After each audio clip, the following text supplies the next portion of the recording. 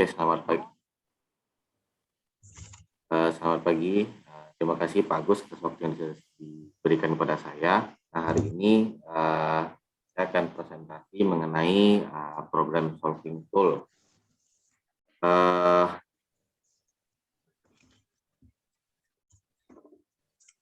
Ini tugas presentasi yang akan saya lakukan mengenai berbagai alat bantu tools dalam penelitian secara sistematis seperti fishbone, diagram, Pareto chart, analysis, failure mode, and fault tree analysis. Saya memulainya dari pengertian problem atau masalah. Di problem atau masalah itu kita definisikan sebagai atau di antara harapan yang kita lakukan dengan keadaan aktual. Jadi kalau misalnya ada selisih gap, itu merupakan masalah yang ada di produk atau di produk kita. Nah, salah satu teknik untuk menemukan masalah itu salah satunya itu dengan teknik 5W 1H atau 2H ya, tapi saya ambil di sini yang 2H. Apa itu 5W 2H, yaitu alat bantu yang mendorong kita untuk memperhatikan dan menanyakan setiap aspek dari masalah atau tujuan yang akan diselesaikan. Nah, 5W2H itu merupakan beberapa pertanyaan seperti what, apa, when, kapan, where, di mana, who, siapa, why, kenapa, dan 6 how, bagaimana, dan nomor 7 how many, berapa banyak atau berapa biayanya. Nah, pertanyaan-pertanyaan ini biasanya kita tanyakan supaya buat kita lebih kritis dalam atau mendapatkan informasi yang lebih banyak mengenai kondisi keadaan yang kita sekarang. Nah, pertanyaan seperti what, bisa kita bertanya apa produk apa atau spesifikasi apa yang bermasalah. Kalau when itu kapan, proses apa, kapan bermasalah, kapan ditemukan. Kalau where, di mana proses itu terjadi kegagalan atau bermasalah. Who, siapa yang menemukan atau siapa yang pada proses itu terjadi kegagalan. Lalu why, kenapa terjadi kegagalan. Terus how, bagaimana proses berikutnya sehingga terjadi gagal, dan how many, berapa pieces yang gagal atau rusak atau produk gagal, atau berapa biaya kerusakan. Semua ini biasanya bisa kita lakukan sendiri atau biasa dengan berkelompok. Nah, untuk memudahkan kita, biasanya ini bisa dilakukan berkelompok dengan melakukan brainstorming. Brainstorming itu kegiatan bertukar pendapat ya, bagi ide. Jadi dengan kita berdiskusi, kita akan mendapatkan sudut pandang yang lebih banyak dari orang atau dari yang lain, sehingga itu memperkaya informasi kita. Oke, nah untuk menyelesaikan masalah ada beberapa step yang umum biasanya dilakukan oleh orang di perusahaan atau di tempat kerja. Nah, biasanya itu pertama itu mendefinisikan masalah, yang kedua menganalisa masalah, yang ketiga menentukan kemungkinan dan prioritas masalah, yang keempat mengembangkan solusi, yang kelima mengintegrasikan dan mengevaluasi, dan keenam menstandarisasi. Itu dia seperti cycle ya, Jadi mendefinisikan masalah, lalu setelah itu kita akan menganalisa masalah di cycle yang ada di samping. Menganalisa masalah, lalu kita menentukan kemungkinan masalah, mengembangkan solusi, dan itu menstandarisasi. Untuk problem solving ini biasanya ada beberapa tool yang bisa kita gunakan, dan tool ini bisa membantu kita menganalisa masalah secara sistematis. Nah, beberapa tool itu diantaranya yaitu diagram, yaitu Pareto diagram, yaitu ABC analysis, yang keempat analysis, fault tree analysis. Kita lihat masing-masingnya. Pak Irwan, suaranya agak terputus sedikit, maaf. Tapi mungkin Terputus ya, Pak? sebenarnya cukup jelas sih. Pak, Ibu Melda gimana menerimanya? Cukup jelas? Agak terputus-putus, Pak. Iya, agak terputus. Tapi enggak tahu saya. Tapi cukup jelas, tapi kurang apa ya? Ya kurang ini aja. Agak terputus betul. Ya kalau bisa di ini. Ya. Saya bisa didengar, Pak? Ya Pak, sudah. pakai headset coba mungkin lebih jelas. Oke, nah inilah tool-tool yang akan kita berikan pada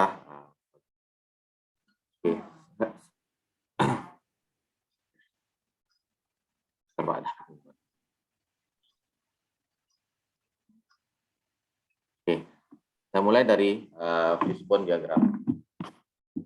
Fishbone diagram atau disebut juga dengan cost effect analysis, atau biasa juga disebut dengan ini ya, Ishikawa. Ishikawa diagram adalah sebuah diagram yang menyerupai tulang ikan yang dapat menunjukkan sebab akibat dari suatu permasalahan.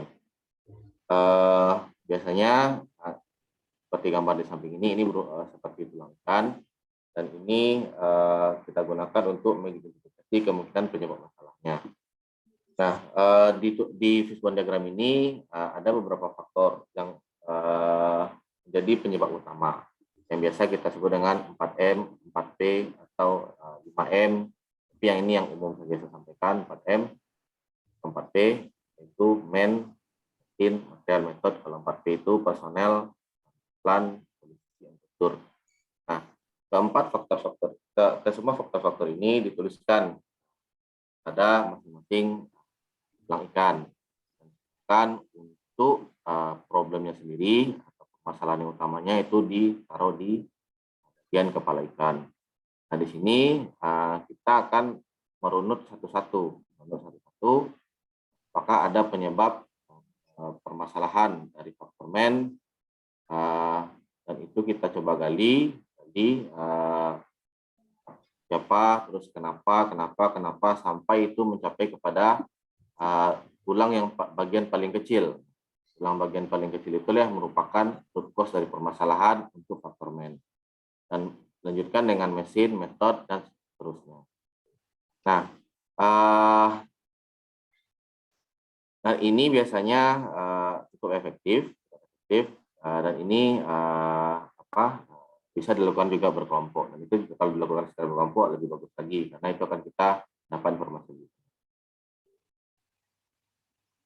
Yang kedua itu Pareto diagram. Itu fotografik batang yang berserta diagram garis. Ada batang dan juga garis yang membantu pengguna untuk lebih cepat atau secara visual dapat mengidentifikasi jenis kegagalan yang paling dominan di sini. Nah, biasanya juga Pareto diagram ini memiliki prinsip 80/20 ya, 80/20. Maksudnya di sini yaitu 80 masalah yang terjadi itu disebabkan oleh 20 tem, 80 masalah atau peristiwa itu disebabkan oleh 20 masalah. Maksudnya seperti ini. Jadi ketika kita coba plotkan suatu masalah ke dalam chart, dan itu kita urut ya dari yang paling tinggi sampai yang paling rendah. Lalu 80% kita buat garis hijau ini 80%. Yang di bawah 80% itu yang berpotongan dengan garis kumulatif presentasi ini, berarti ini 4 poin ini. Itulah merupakan 20% yang menyumbang kegagalan di suatu proses ke suatu produk. Nah, makanya kalau kita bisa solve 20% ini, kita bisa menyelesaikan masalah utama dari suatu proses tersebut. Oke, selanjutnya kepada ABC analisis. Nah, ini sebenarnya menyerupai prinsip dari Pareto chart, tapi ini lebih banyak digunakan pada manajemen inventory. ABC analisis ini adalah teknik pengkategorian yang digunakan pada manajemen. Nah, di sini ada 3 kategori, yaitu kelas A, kelas B. Nah, sama halnya seperti yang Pareto, dia juga pakai 80-20, kelas A ini yang paling dominan. Kalau di inventory, berarti itu bisa kita artikan kalau kelas A itu itemnya sedikit, tapi konsumsinya paling tinggi. Konsumsi bisa diartikan konsumsi atau biaya cost-nya. Kelas C, dari kelas C dulu. Kelas C itu adalah jumlahnya yang banyak, jadi itemnya banyak kalau di inventory. Tapi kalau kita totalkan konsumsinya atau nominalnya itu sedikit. Nah, itemnya bisa sampai 50, tapi pemakaiannya atau biayanya hanya rendah. Terus yang kelas B itu di antara kelas A dan kelas D. Nah, ini yang jumlahnya sedang. Hanya untuk yang kelas A ini menjadi pokok perhatian. Karena dia juga kritikal, konsumsinya banyak. Ini juga bisa nanti menjadi semacam inventory manajemen di suatu perusahaan. Kalau kita bisa memplotkan, mengkategorikan seperti ini di perusahaan atau di suatu manajemen, itu dapat menurunkan, bisa menurunkan nilai inventory atau bisa menetapkan prioritas item, dan juga ketika karena kita juga memperhatikan kelas A ini, ketika ada kenaikan harga dari supplier, kita dapat mengambil keputusan cepat, karena ini merupakan item yang kritikal dan berdampak besar kepada forecast dari perusahaan. Ini ABC analisis. Yang keempat yaitu failure mode dan effect analysis atau FME. FME adalah teknik filtering yang dilakukan agar bisa mengidentifikasi, menetapkan, mengurangi atau menghilangkan suatu kegagalan yang diketahui dan atau potensi kegagalan dari sebelum kegagalan tersebut bisa sampai ke tangan customer. Nah, biasanya FME ini kita menggunakan angka, dan angka itu yang akan menjadi tolak ukur kita menentukan mana yang paling tepat. Ini pada slide ini adalah salah satu contoh format dari FME. Di dalam format ini kita akan memasukkan beberapa jadi kita akan menentukan nilainya masing-masing, lalu kita dapatkan poinnya. Nah, nomor 1 yaitu kita perlu menentukan proses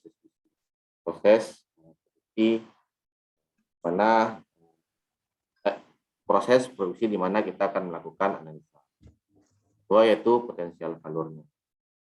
Itu kita akan menentukan potensi terjadinya kegagalan di proses.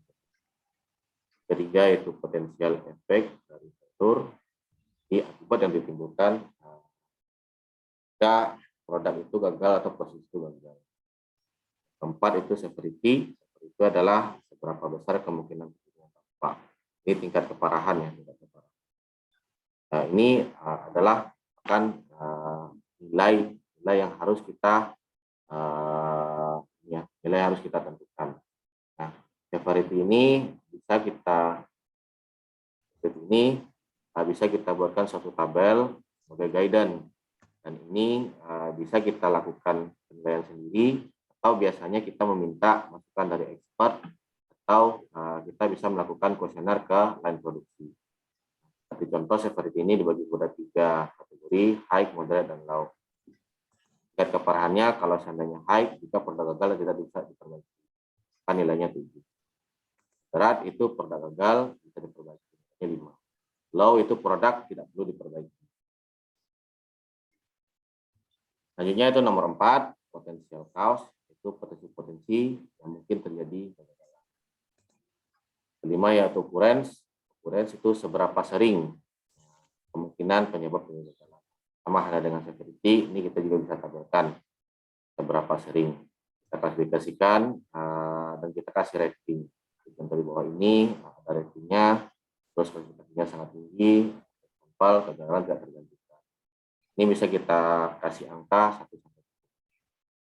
Nah, yang ketujuh yaitu current control prevention, yaitu kontrol yang bisa kita lakukan untuk pencegahan terjadi kegagalan yang ada sekarang. Jadi misalnya contoh kertas terlipat atau kertas sobek misalnya.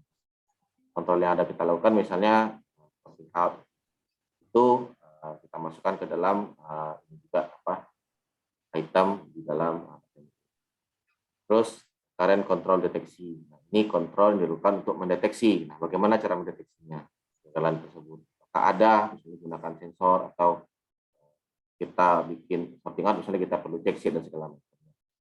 Itu deteksinya seperti apa? Ini juga dimasukkan dalam pertimbangan. Terus deteksi. Nah, deteksi baru kita coba nanti ranking juga. Ini seberapa jauh penyebab kegagalan dapat dideteksi. Dari deteksi yang kita ada sekarang, nanti kita akan nilai ranking dari 1 sampai 10. Apakah mungkin atau rendah atau hampir tidak pasti kita deteksi. Kita akan ranking. Nah, yang terakhir baru poin atau nilai. Nah, nilai ini atau disebut dengan RPN, disingkat dengan risk priority number, apa yang dipakai untuk mengetahui masalah yang paling serius. Jadi nilai ini adalah nilai yang menyatakan suatu masalah atau suatu jiwa yang ini yang paling priority pertama gitu, paling penting. RPN ini didapat dengan mengali semua angka occurrence, severity, dan detectability. Kali semua belum kita dapatkan. Nah, ini contoh dari failure mode dan escape analysis. Ini ada proses bekerjanya itu melindungi aset di teknologi. Terus tujuan prosesnya untuk memblokir permintaan yang tidak sah. Ini ada potensial failure-nya, aturan dan tidak tepat. Aturan atau rule tidak dengan tepat dikonfigurasikan. Nah, ini nanti akan kita berikan lagi potensial failure, kita akan ranking. Pada akhirnya nanti kita akan dapat nilai RPN. Nah, dari nilai ini akan kita tentukan mana yang jadi priority untuk kita selesaikan. Kalau dari tabel ini yang paling priority itu paling atas ya. Ini IP spooling. Ini yang paling priority yang harus kita selesaikan. Oke, selanjutnya itu fault tree analysis adalah ini untuk mengidentifikasi dan menganalisa faktor yang dapat berkontribusi pada kejadian yang tidak diinginkan. Ini untuk FTA ini menggunakan simbol-simbol yang seperti kotak, bulat. Ini ada artinya. Jadi untuk kotak ini merupakan event atau event. Ini ini proses kita put ya. Ini apa? Kegagalannya apa peristiwanya? FTA ini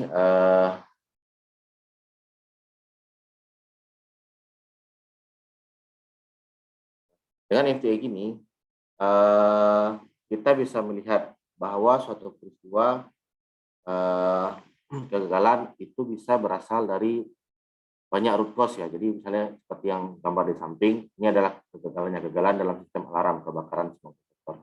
Ini top eventnya. Nah, di top event ini kemungkinannya di bagian bawah. kegagalannya karena kelistrikan, bisa karenanya sinyal smoke detector tidak terhubung dengan kebakaran. Ini nanti kita teruskan lagi, kita cari ininya penyebabnya sampai itu nanti akan bulat seperti ini. Nah, kalau bulat ini sudah menyatakan penyebab resikonya. Nah, di setiap proses ini ada semacam gate istilahnya. Gate itu seperti N, OR. Nah, kalau N itu adalah kegagalannya itu pada waktu dan tempat yang sama gitu. Maksudnya itu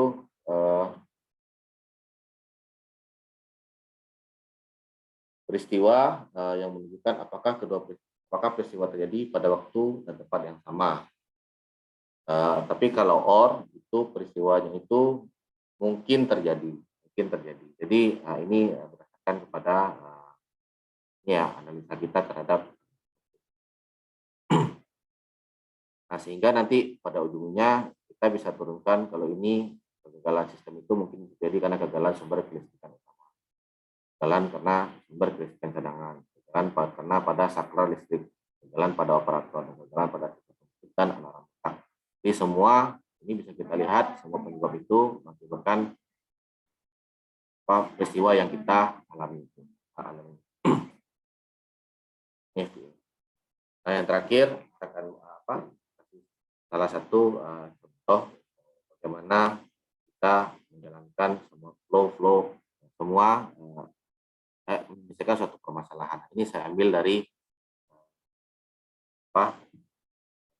kejadian yang ada di tempat saya bekerja. Nah, di sini contohnya yaitu tahun 2015 itu kita temukan ada ini ya beberapa, karena saya bekerja di perusahaan karet yang diproduksi itu hasil banyak yang reject, kan beberapa kasus.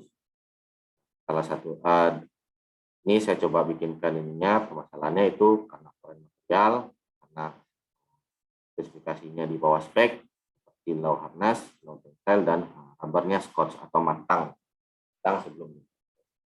Nah, dari Pareto chart ini kita lihat bahwa banyak kasusnya di bulan itu yaitu mengenai foreign material. Nah, foreign material ini bisa kita lihat di gambar di samping, banyak material-material yang seharusnya tidak berada di karet.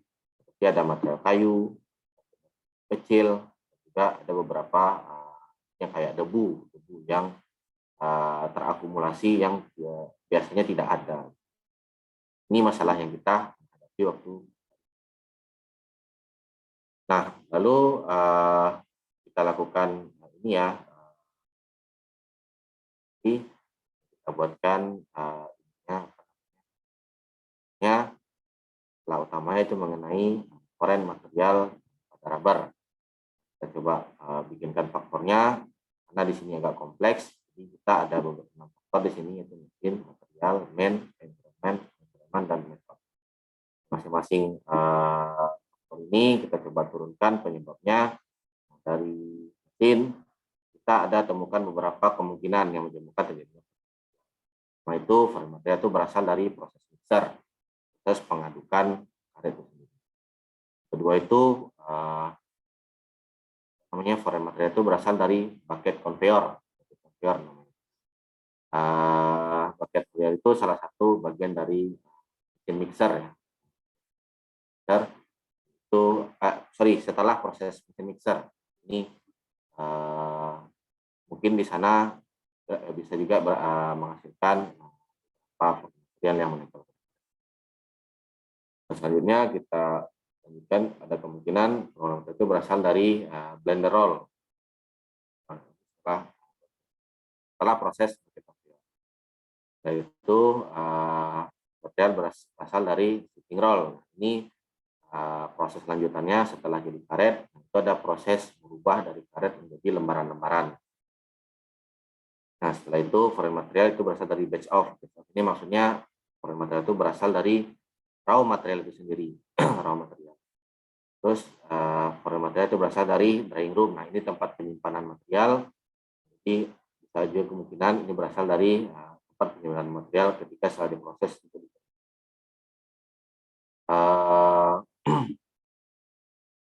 Dari material itu sendiri, foreign material ini berasal dari natural rubber, mohon maaf, ini kalau batch off area tempat penyimpanan raw material ya, dan nama mesin namanya.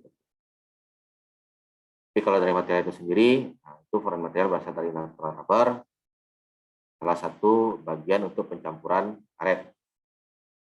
Nah, terus selanjutnya foreign material itu berasal dari karbon material, itu dari karbon. Ini itu foreign material berasal dari chemical. Nah, untuk dokumen, nah di sini kita deteksi kemungkinan ada misleading. Jadi misalnya tiba-tiba jatuh ke lantai, dan nantinya mungkin kotor ya.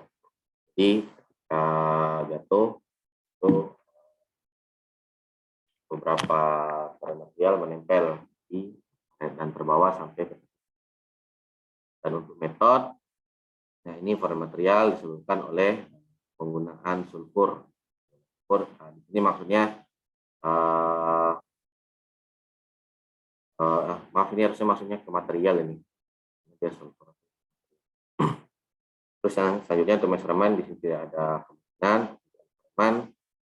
Ini kondisi di area mesin batch off.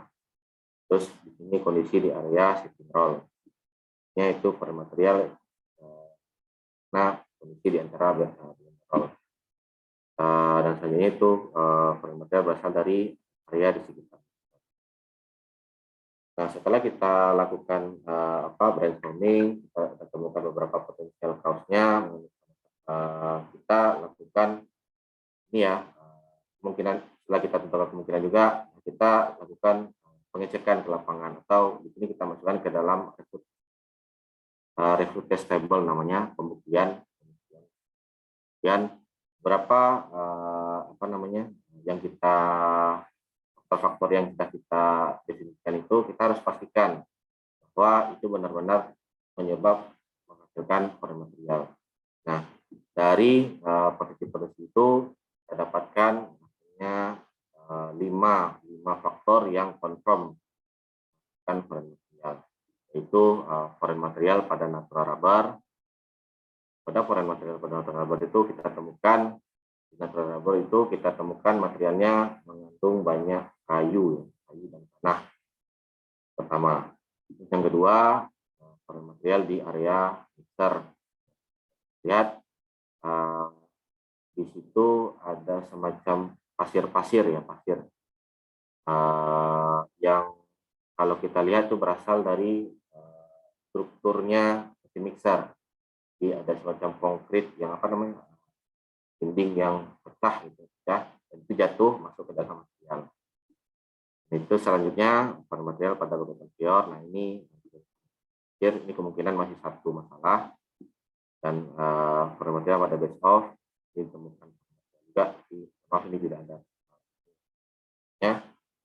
Terus foreign material pada area mixer. Nah, kalau di sini itu mesin ya, proses mixernya itu sendiri, tapi kalau ini di area sekitar mixer, maksudnya di lantai atau kan dia tanpa sengaja masuk ke dalam. Di situ dilihat temukan seperti tanah, gram steel ini ya, mungkin hasil pengerjaan perbaikan mesin yang lupa dibersihkan oleh. Nah, ya, dari kelima faktor yang confirm ini, nah ini yang akan kita lanjutkan kepada action mencari countermeasure. Nah, di sini kita sudah buatkan ini ya, terus kita sudah monitoring, kita tentukan PLC, kita lakukan monitoring apakah ini sudah dilakukan. Dan ini sudah selesai, sudah dibuat countermeasure semua, progres semua, dan ini bisa kan ke proses implementasian dan mengevaluasi. Nah, ini salah satu contohnya saja yang saya contohkan, seperti contoh foreign material kan di sekitar mesin mixing line mixer tadi ya. Ini kita lakukan cleaning, termasuk juga cleaning di area bawah mesin ya, karena mixer itu dia tingkat-tingkat. Ini kita termasuk bawah mesin juga, basement juga, termasuk konveyor, jadi kita pilih semua. Lalu area-area itu kita cover dengan rubber ya, supaya gampang untuk membersihkannya dan tidak menyimpan debu atau pasir. Salah satu contohnya ini gambarnya, ini kita bersihkan terus kita taruh karet di itu supaya gampang. Yang selanjutnya itu ini yang ditemukan pas konkrit semen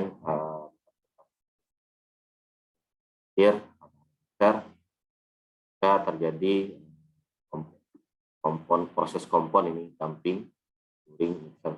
Jadi ketika mesin itu berproses, beberapa seperti dinding itu ada yang rontok dan masuk ke dalam kompon. Ini yang menyebabkan banyak pemeriksaan.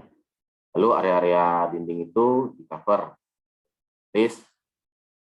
lalu kita buatkan semacam penampungan di bagian bawah ini, bagian putih. Jadi ini nanti akan menampung semua pasir supaya tidak langsung jatuh ke drop. Dan yang lain-lainnya juga sudah close, cuman saya tidak bisa dapatkan foto evidennya. Oke, mungkin itu saja dari saya.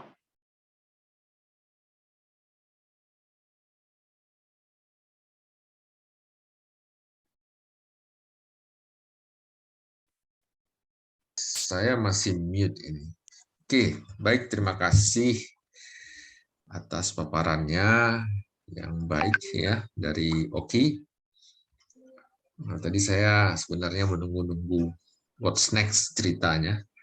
Karena itu tadi cerita rubber itu contoh orang lain atau contoh sendiri itu kira-kira ceritanya? Di perusahaan sendiri, Pak.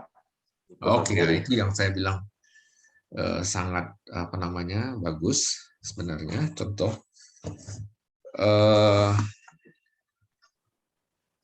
Kalau dari saya sih ini saya kemarin mengajukan sebuah jurnal artikel ya pada jurnal internasional dengan metode Lean Six Sigma. Barangkali ini nih Pak Irwan nanti yang ini.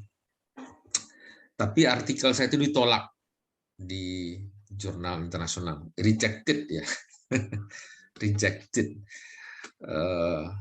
Alasannya adalah sebenarnya paper ini dari tesis anak S2 sebenarnya yang di PLN.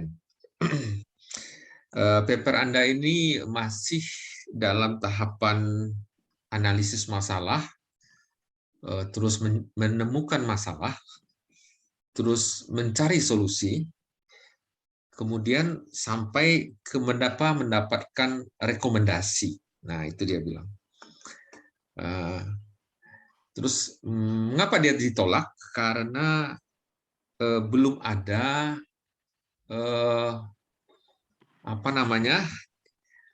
real improvement yang ditunjukkan dalam data-data yang ada di lapangan yang bisa menunjukkan apakah metode yang saya terapkan dapat mengubah kondisi existing yang terjadi. Kalau dalam Oki tadi itu kan masalah itu kan aktual dengan expected tadi ya. Itu ya kira-kira tadi ya yang di awal tadi.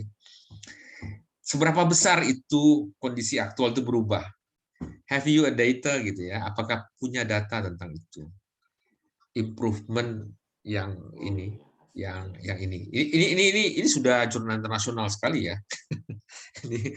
Terus dia bilang begitu, belum ada. Ya memang saya belum, atau di PLN itu kan dia cuma rekomendasi dan so we see in 5 years ya kan bagaimana apa yang terjadi dari kondisi katakanlah suatu angka yang dia ubah itu sebenarnya availability factor of electrical. Jadi faktor ketersediaan listrik yang masih nilainya katakanlah 69% dari pembangkitnya. Dia ingin meningkatkan menjadi katakanlah 70 sekian persen. Itu standar internasionalnya sekitar di bawah 80 sedikit.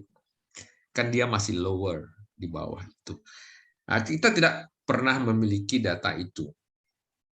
Dan yang kedua adalah dia bilang, seperti yang Oki tadi ceritakan di failure mode and effect analysis ya, yaitu how about the control?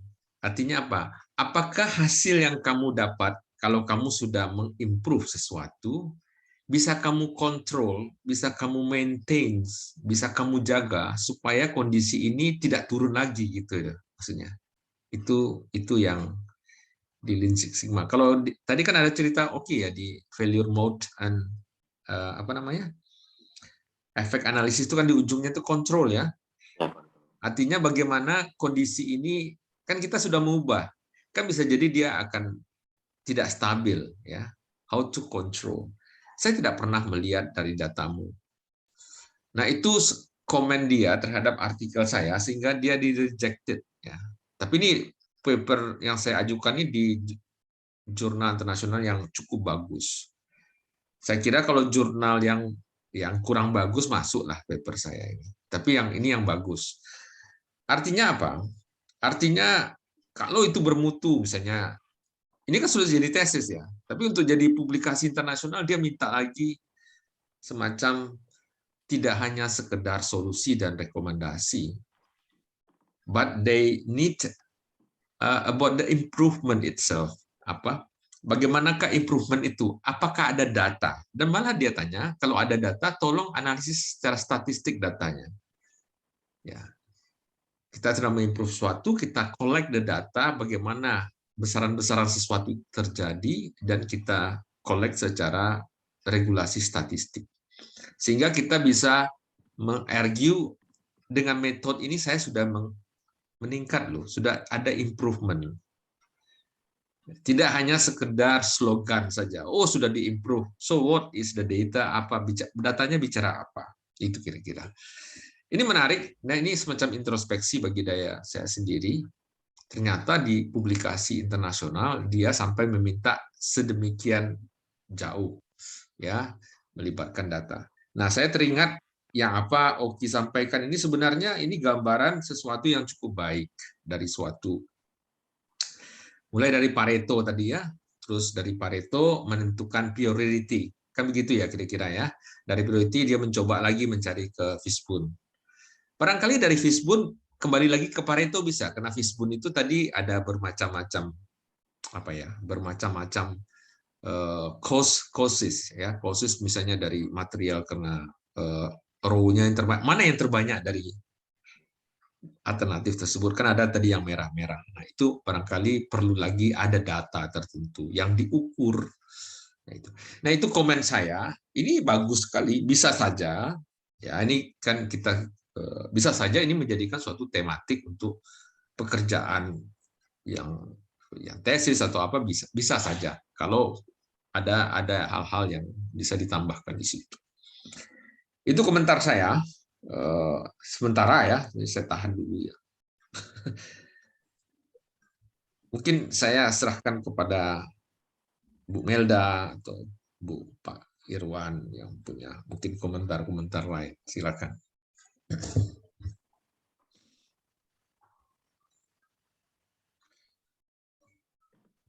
Mungkin ada perlu pertanyaan? Ada yang bertanya? Karena ini ya, ini kan engineering itu kan sebenarnya problem solving ya, dia lakukan. What the engineering do is what engineering do a problem solving. Kebanyakan engineering do itu ada problem solving sebenarnya. Ya. Nah, intinya dari problem solving itu adalah problems-nya. Nah, tadi bagus sekali dia mulai dari problems. Dan kita perlu cara-cara atau metode atau tool how to solve, how to identify the problems, how to make the priority of the problem to be solved. Bagaimana kita memprioritaskan masalah untuk to be solved. Atau kita mendapat sesuatu gambaran utuh tentang masalah kita. Nah, kemudian yang ditesis itu bagaimana kita memisur dia, mengukur-ngukur ya, Apakah mengukurnya dengan alat ukur atau dengan instrumen survei? Itu bisa juga. Jadi alat ukur ini tidak hanya data-data kuantitatif dalam bentuk tekanan, apa namanya, ya besaran fisik lah ya, tekanan atau apa namanya, kecepatan dan segala macam, tapi juga dalam bentuk survei pendapat dari orang-orang yang ada di situ. Nah, mungkin dari survei itu kan ada skalanya. Nanti itu juga ukuran, menjadi ukuran juga. Jadi ukuran itu tidak hanya yang sifatnya fisik ya, tapi juga ukuran-ukuran dalam arti persepsi seseorang ya dari survei atau dari yang lain.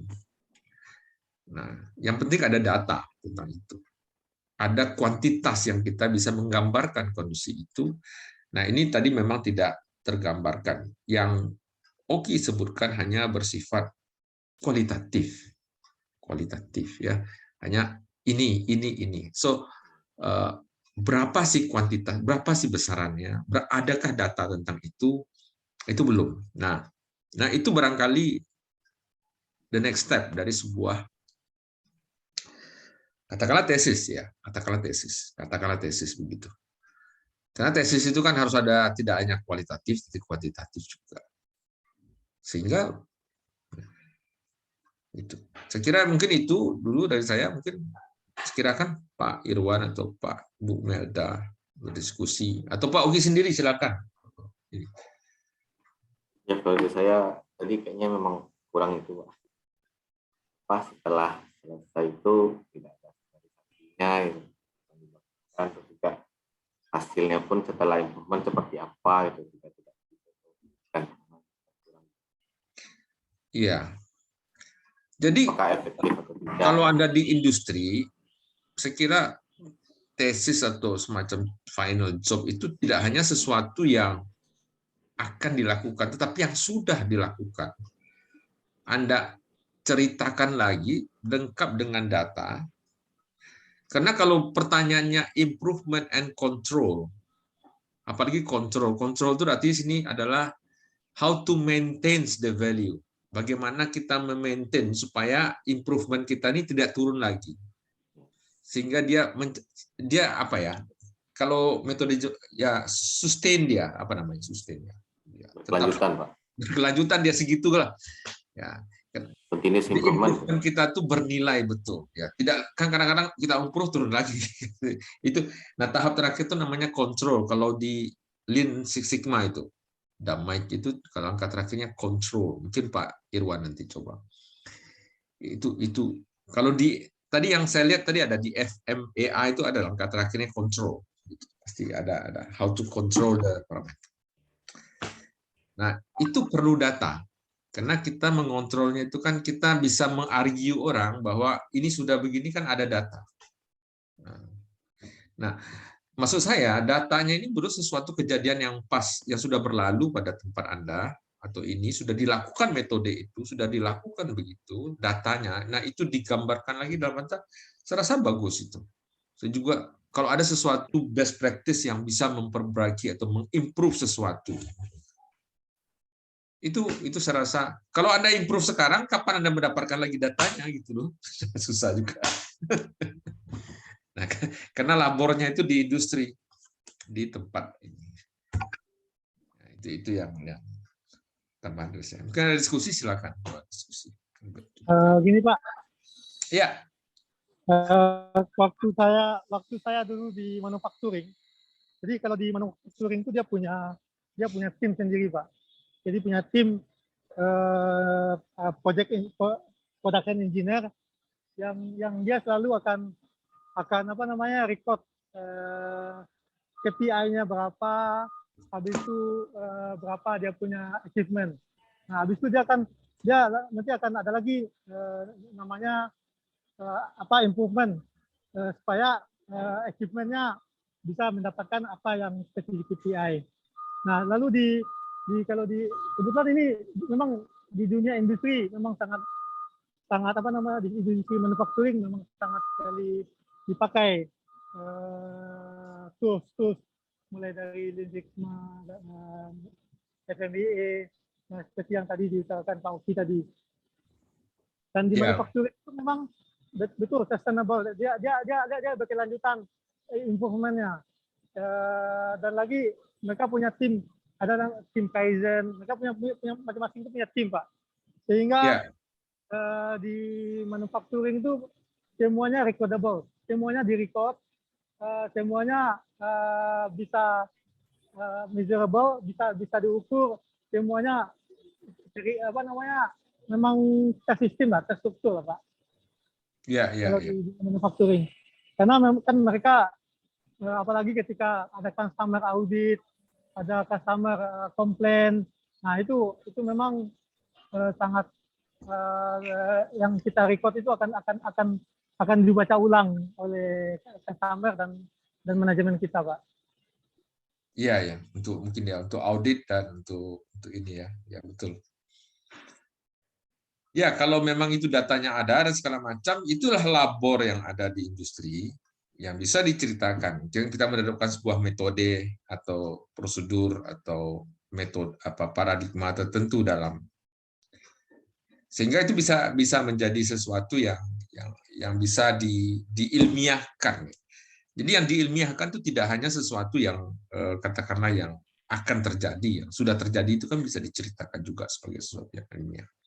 Nah ini untuk inilah kalau semacam tugas akhir dimanapun, bukan di saya, bisa juga di sama dosen lain dan segala macam.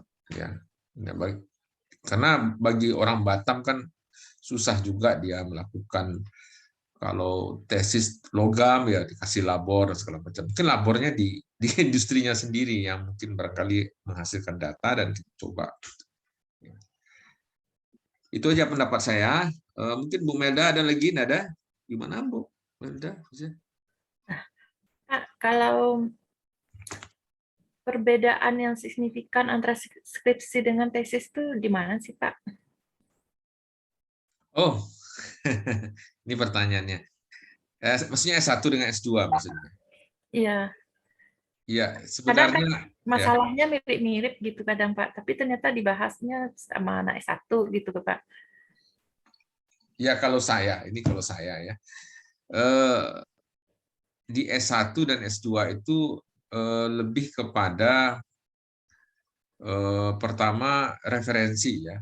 Jadi kalau S1 kan teori dasar itu sesuatu yang rumusan yang ada di kuliah ya. Kalau saya lihat lebih banyak begitu. Kalau di S2 janganlah sampai itu. Jadi kalau harus S2 itu minimal ada semacam kerangka teoritis untuk menyelesaikan masalah. Kerangka teoritis itu didapat dari referensi-referensi orang lain tentang masalah itu. Nah, kalau D1 kan kita tidak terlalu menekankan itu, walaupun mungkin ada himbauan seperti itu. Ya. Terus di S2 juga harus ada jelas tergambar what is a problem. Seperti tadi dibilang sama Pak Oki, problem itu adalah gap, sesuatu yang tidak seimbang, yang belum seimbang. Ada sesuatu antara actual dengan existing dengan expected, yang sesuatu yang diharapkan, sesuatu ada gap, defisit. Ada sesuatu ya yang harus to be solved gitu. Itunya harus clearly yang diungkapkan. Bahkan di S3 memang itu juga tuh yang paling penting. S3 juga sama sebenarnya. Sebenarnya kadang susah juga membedakannya. S3 sekarang. Tapi harus ada clearly gap. What is a problem? Problem itu adalah gap sebenarnya. Gap itu bisa saja yang sederhana di S1.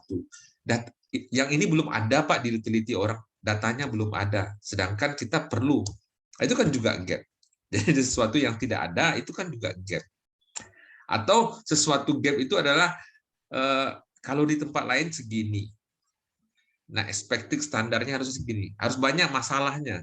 Ada terjadi sesuatu yang tidak, potensi yang kita improve.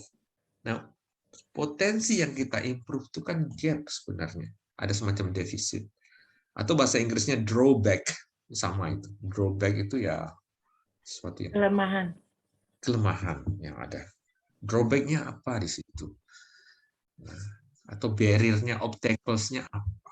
di rintangan. Itu sesuatu yang itu clearly to be state ya, harus jelas diungkapkan. Itu menurut saya S2 harus jelas. Dari gap itu baru keluar yang seharusnya kayak mana. Kondisi seharusnya gimana. Nah, itulah menjadi tujuan kita. Tujuan kita itu. Ya.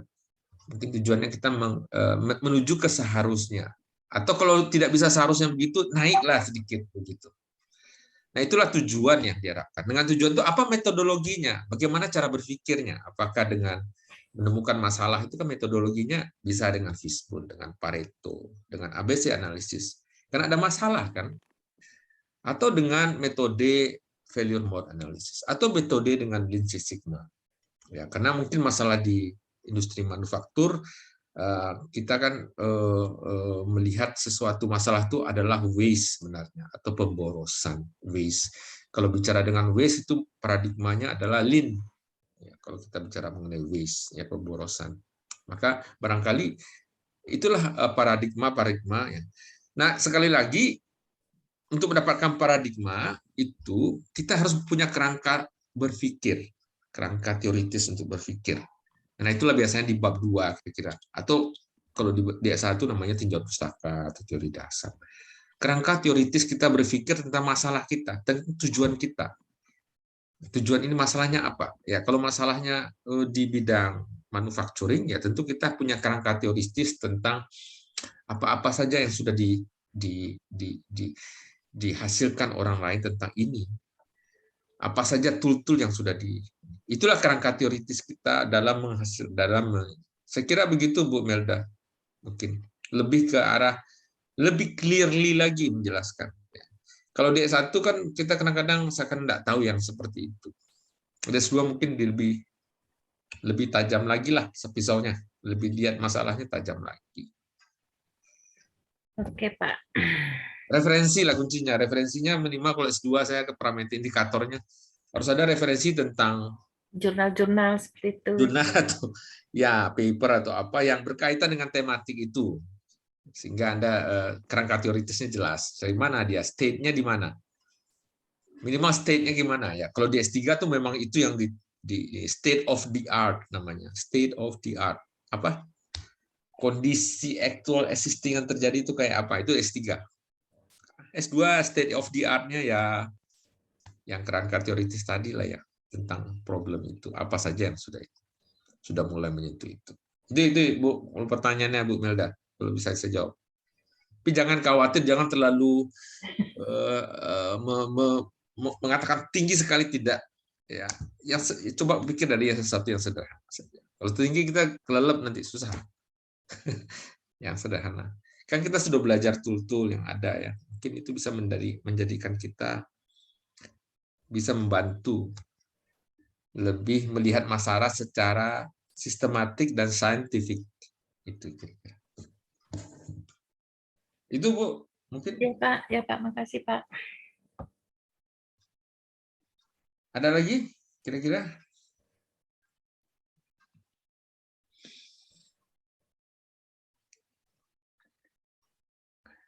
Kalau tadi sayangnya si ini memberi contoh di perusahaan yang nggak ada yang memberi contoh di artikel-artikel ya tentang ini ya. Jadi Pak Oki, biasanya Fishbone dengan Pareto atau ABC analisis ini bisa digabung nggak biasanya? Bisa Pak, biasanya kalau di PT-PT biasanya kan kita sering juga tuh menyelesaikan masalah. Biasanya Fishbone dengan Pareto itu sekali jalan biasanya itu Pak. Satu hal yang tak terpisahkan. Tak terpisahkan ya. Kalau tadi Pak Oki bilang Fishbone-nya dulu, Pareto-nya dulu baru Fishbone ya. Kalau saya lihat tadi ya. Dari Pareto penyebab masalah. Sebenarnya dari Pak itu agak terbalik sepertinya kadang-kadang lebih dulu, biasanya kadang-kadang lebih dulu penyebab masalah secara kualitatif ya kita dapat dari Pareto itu kan kita tahu dulu Pak yang paling banyak apa sih gitu Pak, yang paling besar apa sih gitu. Nah dari kalau Fishbone itu kan untuk mencari solusinya gitu Pak, apa sih sebabnya, dari mana gitu Pak. ya oke. Betul. Ya, tadi si Pak Oki begitu caranya. Betul ya? Dari Pareto dulu. Pareto dulu ya. Sebenarnya bisa ya, setelah itu bisa Pareto lagi bisa sih Pak. Nah, ya, Cuman tadi makanya tadi saya ada lupa saya tadi itu. Ya, Hasil itu saya bilang apa harusnya sebenarnya Pareto dari lagi gitu. fishbone diagram tadi, kalau Anda dari fishbone itu kan tahap berikutnya measurement. Kita ukur Ya dulu. betul betul. Kan sudah ketemu tuh akar-akar masalahnya beberapa buah, 1, 2, 3, 4, 5 atau berapa. Setelah itu kita melakukan measurement atau Cuman ya di breakdown lagi gitu ya. Ya, measurement ya bisa measurement biasa ya, atau kadang-kadang measurementnya sifatnya yang saya bilang tadi. Measurement tuh instrumen alat ukur tuh kan tidak hanya besaran fisik ya. Seperti kadang-kadang kasus-kasusnya bukan besaran fisik yang diukur. Maka instrumennya adalah instrumen survei kadang-kadang. Nah, kalau survei ini kan orang-orang yang punya kompetensi yang kita tanya dengan populasi atau sampel yang valid, ya gitu. Untuk hal itu. Dengan skala-skala pertanyaan ada skala ya, ada skala 1 sampai 5 atau skala 1. Dia di mana itunya? Ya. Di mana posisinya? Ya, skala itu maksudnya dari yang jarang terjadi sampai yang sering terjadi kalau begitu ya kira. Kan yang 5 itu yang sering sekali terjadi. Sampai yang 0 misalnya atau 1 yang jarang atau tidak pernah terjadi. Nah, itu setelah dari measurement sebenarnya kita bisa membuat Pareto lagi ya, betul ya? Betul.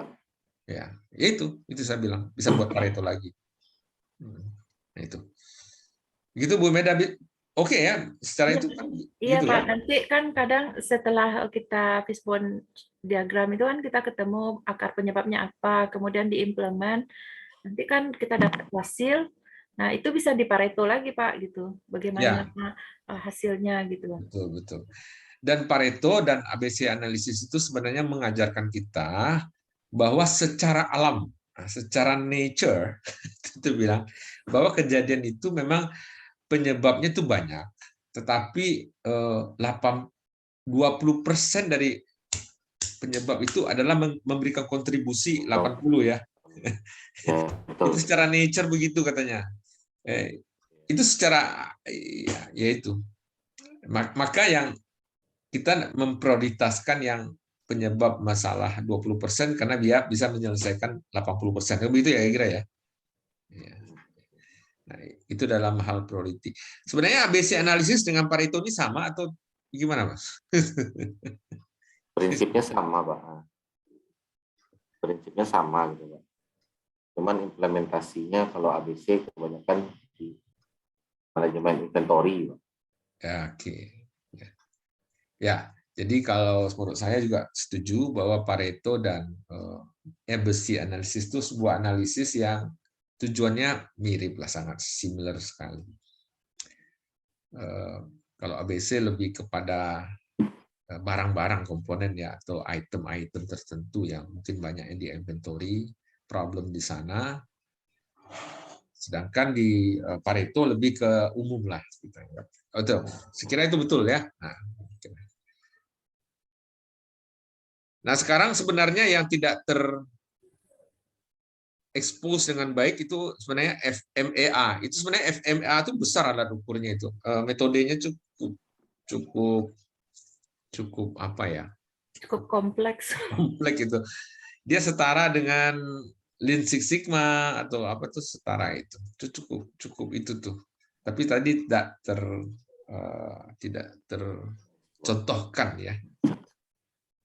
Atau gimana tuh Pak Oki? Apa yang dimaksud dengan FMEA ini, di mana diaplikasikan ini? Di masalah teknis biasanya itu, masalah-masalah. Iya, kalau FMEA lebih luas sih cakupannya Pak. Kalau ya di sini dia mulai dari nggak hanya ini ya, dia juga memprediksi, gitu.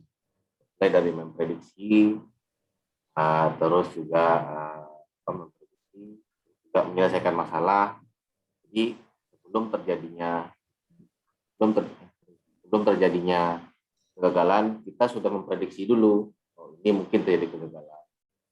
daya tinggi berarti harus kita tindak lanjuti supaya tidak terjadi kegagalan atau terkirim produknya ke market. Jadi memang FMEA lebih luas cakupannya karena dia sudah memperkirakan dari awal. Kalau ininya juga dia ada juga ini apa ya, desain nanti A dan juga ada P.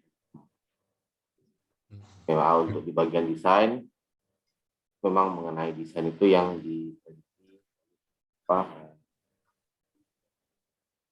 kan juga di proses itu di proses fakturnya. Agak terputus-putus Pak Oki ya, mungkin pesan saya dengar. Ya, jadi menurut Pak Oki untuk FMEA ini sering dipakai di mana ya kira-kira? Pakai di manufaktur biasanya Pak, di bagian desain dipakai, juga di bagian proses juga dipakai biasanya Pak. Dan proses factory. Ya baik. Saya juga mau mendalami juga nih FMEA ini metode yang cukup ini ya, punya siklus karena panjang itu karena ada siklus ya, sama dengan siklus Kaizen. Kalau Kaizen kita di industri itu ada PDCA, kalau PDCA itu plan, do, check, action ya, semacam itu ya. Kadang-kadang Kaizen ini kita banyak pakai di apa ya, di dunia pendidikan banyak sekali karena mengakreditasi sebuah perguruan tinggi itu kita harus menggambarkan siklus PDCA. Kaizen kita tuh, improvement kita tuh kayak apa, continuous improvementnya itu ya, planning, doing, check, action. Setelah action kita buat lagi turn. Setelah action kita lihat lagi hasilnya, kita planning lagi yang baru ya, semacam spiral seperti itu. Nah, saya sering ini kalau buat akreditasi jurusan ini, siklus PDCA-nya sering ditanya sama auditornya atau asesornya. Mana langkah yang sudah dilakukan kalau di jurusan ya, untuk tujuannya kan peningkatan kompetensi mahasiswa atau peningkatan waktu tunggu penyelesaian studi dan segala macam. Nah, itu masalah-masalah di kita. Tapi di industri masalah-masalahnya pasti ada. Ada step-step PDCA seperti failure mode analysis, ini semacam step juga kalau menurut saya ya, semacam ada tahapan, setelah ini bagaimana, setelah itu bagaimana. Karena ujungnya kan yang cari itu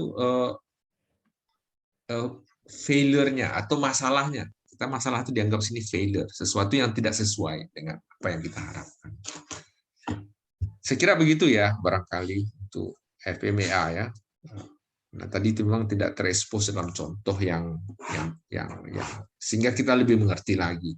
Tapi kalau yang satu lagi terakhir apa ya? FTA ya, fault FTA ya, fault analysis ya. Ini seperti troubleshooting aja ya, seperti kalau misalnya mobil mogok gitu kan, troubleshootingnya panjang tuh kan, ini mogok. Kemungkinan itu tuh. Analisis itu seperti mirip-mirip fishbone chart seperti itu loh, mencari efek cause-nya gitu.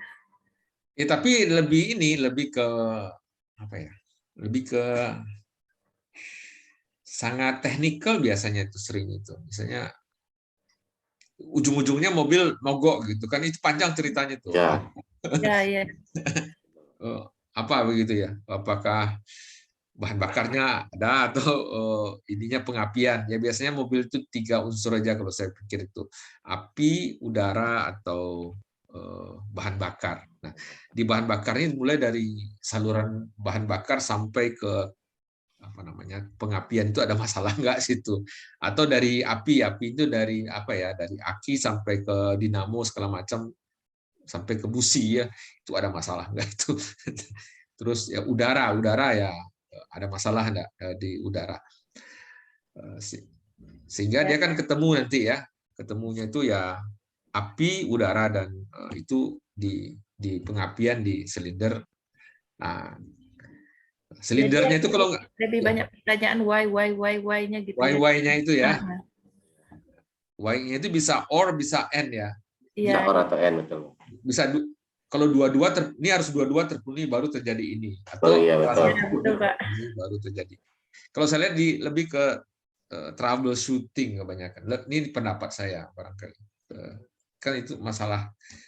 Tiba-tiba aja mesin mati, terus ini kita fault tree analisisnya kayak apa? Nah, saya ingat ini anak-anak elektro buat program di laptop di mana di HP itu sebuah program fault tree analysis ini untuk kerusakan mesin pernah mereka buat juga. Tapi anak elektro yang buatnya. Buat program terus mereka sekarang kan banyak tuh mahasiswa, nggak salah zaman Pak Oki ada nggak pekan kreativitas mahasiswa itu PKM itu sudah ada ya zaman itu. PKM sudah kayaknya, Pak. Sudah ya, sering buat seperti itu.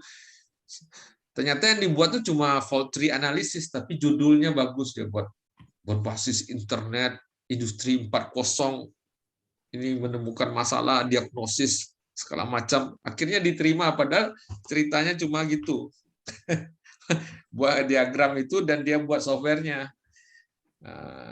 Ya, ini anak-anak itulah fault tree analysis. Nah ini saya kira ya dari saya begitu. Mungkin ada tambahan lagi dari Pak Irwan atau Bu Melda mengenai ini tematik ini. Ini ada Pak Irwan nih buat ketik sesuatu ya. Apa? Oh,